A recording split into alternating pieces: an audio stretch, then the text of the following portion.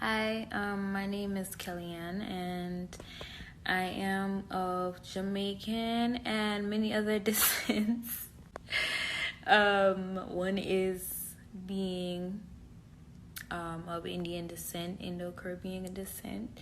I would say that my experience with having an Indo Caribbean family is that I have kind of like a vague experience.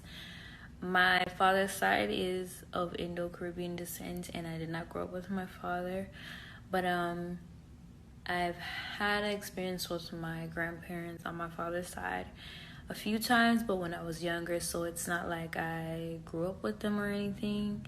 So I really don't have too much of an experience with that. I have experienced,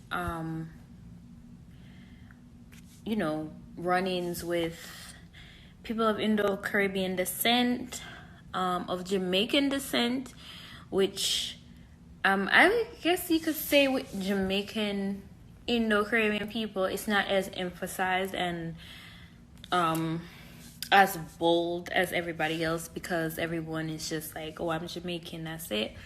But I have experienced being around Indo Caribbean people from Guyana, and it's you can tell the difference because they make sure that they remind you that they are Indian people and you are not.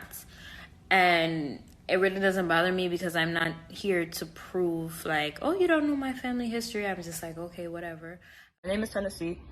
I come from a Guyanese and Jamaican background. My mother was born in Ghana and my father was born in Jamaica. I myself was born and raised in Toronto, Canada. I am of mixed heritage, so I come from an Afro and Indo-Caribbean descent.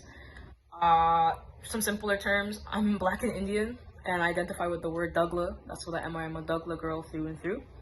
I'm very proud of that and I wear it on my sleeve. It's a part of who I am. It makes me who I am. For my experiences, majority of my family, we are all the same mix. We're all Dougla, mom, grandma, brother, sister, aunts, uncles. Family experiences have been good. I haven't had too many bad things that really happened. There are some hardships though. For me personally, the big thing that I had to deal with or get over is that being mixed doesn't mean you have to fit a certain mold. And I feel like a lot of the times, for me, you have to look a certain way. If you're mixed with Indian, your hair should be long and flowing into the end of your back. And if it's not, it's kind of like, well, whatever. And they move on to like the other girl who is. And for me, like I have certain features that some people may not associate with being mixed.